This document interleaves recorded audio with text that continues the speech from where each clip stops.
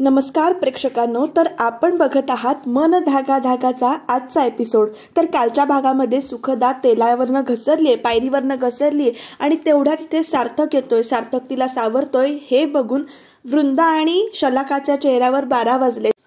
सार्थक सुखदाला इथे सारखा ओरडतोय की हळू चाल, तुझं लक्ष नसतं, तू कशी पण चालतेस। इथे तिला चालताच येत नसतं, त्याच्यामुळे सार्थक सुखदाला उचलून घेतोय आणि इकडे बघा यांचा केवढा मोठा झालाय आणि यांचा चेहरा पडलाय। त्यांना कळत नाहीये नेमकं काय झालंय, प्लॅनिंग काय केलंय आपण आणि काय झालंय हे ते विचार करत इथे बसलायत। तर सुखदाला सार्थक उचलून घेऊन बेडवर आणून झोपवत आणि तिचा आरडाओरडा एवढा चालू आहे प्रेक्षकांनो की मला तरी वाटतं की जरा दुखत असेल, पण खूप आरडाओरडा करून खूप दुखतंय असं ती दाखवते किंवा दुखतही असेल तिला। तर तेवढ्या तिथे आदर्श आणि आकांक्षा येत आहेत। आदर्श बघतोय हात लावून पायाला की सूज वगैरे आली आहे का, तर तो सांगतोय बाई खूप सूज आलेली आहे।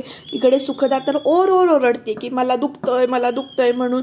आणि तेवढ्यातच इथे बघा आदर्श आहे तो तिला सांगतोय की आता तुला हलता येणार नाहीये बेडवरनं, आणि तो सार्थकला पाठवतो की जा माझ्या खोलीतून औषधांचा बॉक्स घेऊन ये, फर्स्ट एड घेऊन ये। तो जायला आणि ह्या दोघी आत यायला एक टायमिंग होतं। दोघी अशा दचकून बघतात, पण लगेच शलाका म्हणतोय अगं बाई सुखदा तुला केवढं लागलंय।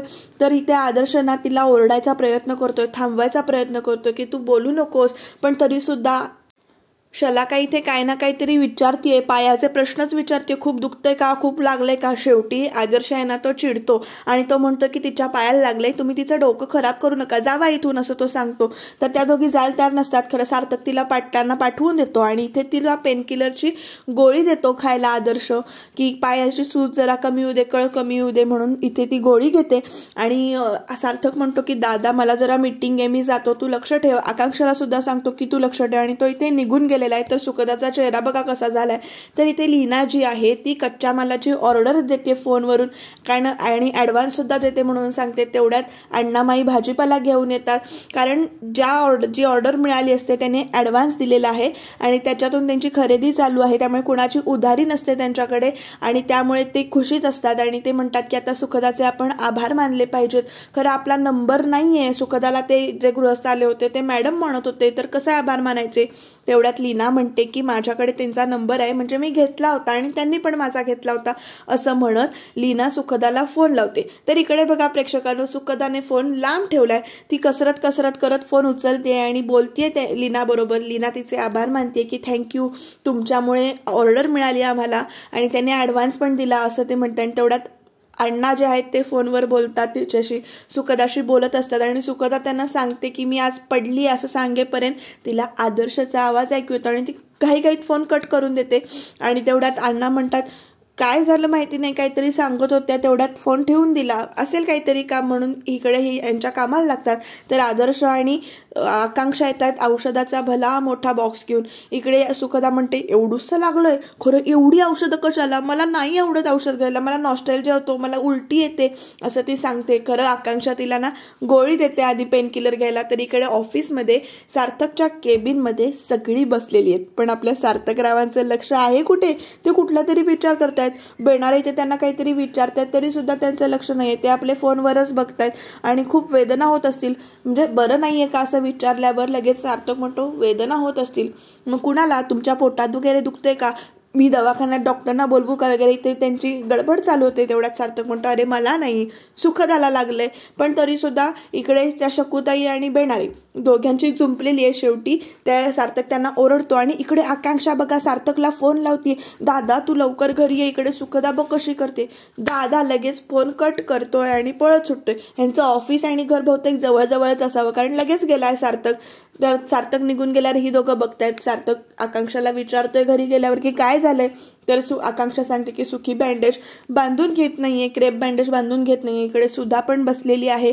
सार्थक धावत जातोय, बघतोय नेमकं काय झालंय ते, सुखदाचं काय चाललंय। सुखदा बँडेज बांधायला नाही म्हणत असते, तर दुखेल मला नको, अशीच मी बसते, तू सांगशील ते सगळं करते, पण मला बँडेज नको असं तिथे सांगते। तेवढ्यात सार्थक तिला ओरडतो अगं बँडेज तर बांधून घ्यायचंय ना एवढंसं, थांब जरा, तुला काही होणार नाही, तू इथे शांत बस, तिकडे बघू नकोस, माझ्याकडे बघ, असं म्हणत तो तिच्याशी बोलायचा प्रयत्न करतो, तिचं लक्ष डायव्हर्ट करायचा प्रयत्न करतो। तर इकडे सुधा आहे ना ती गालातल्या गालात हसतीये आणि सार्थक तिच्या हातावर हात ठेवतोय सुखदाच्या, हे बघून तर सुधा आहा खुशच झाली आणि ती विचार करते की सार्थक खूप काळजी करतोय, ही काळजी आहे ती प्रेमात बदलू दे.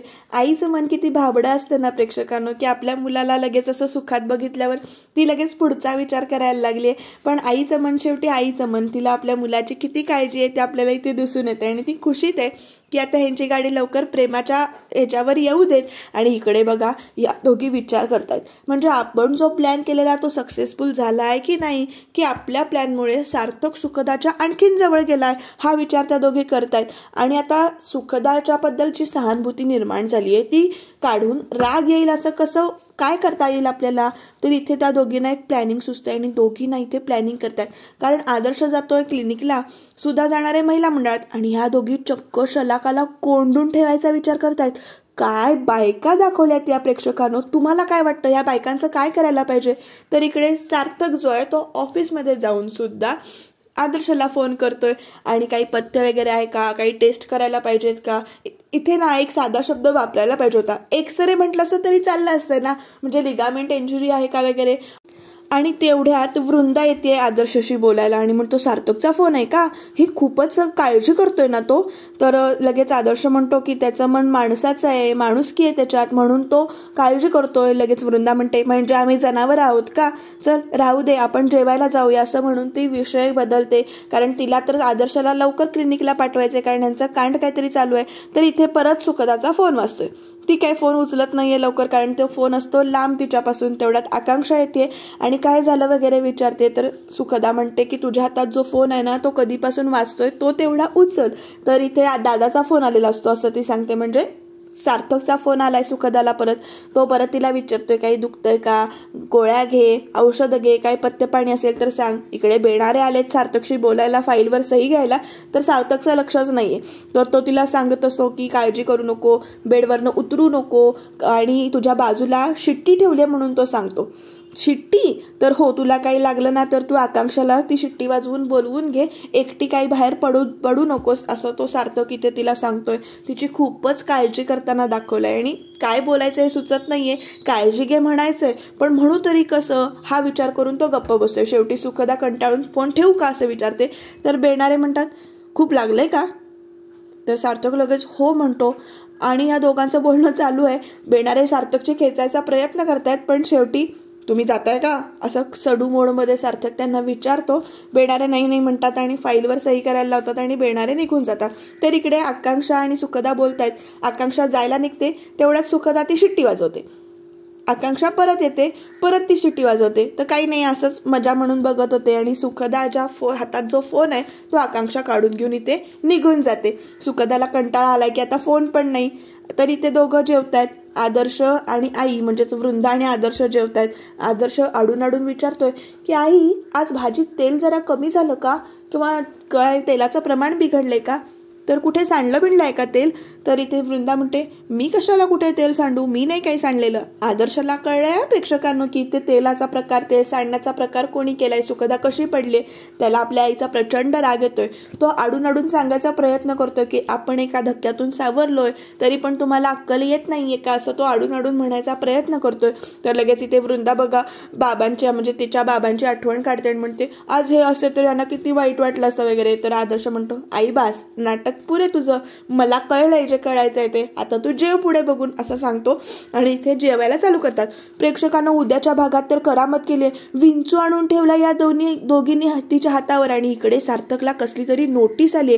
शलाक आणि वृंदाच्या डोक्यातला प्लॅन जो काही आहे तो सक्सेसफुल होईल का. आणि तुम्ही यासाठी चॅनलला नक्की सबस्क्राईब करून ठेवा आणि चॅनल बघत राहा.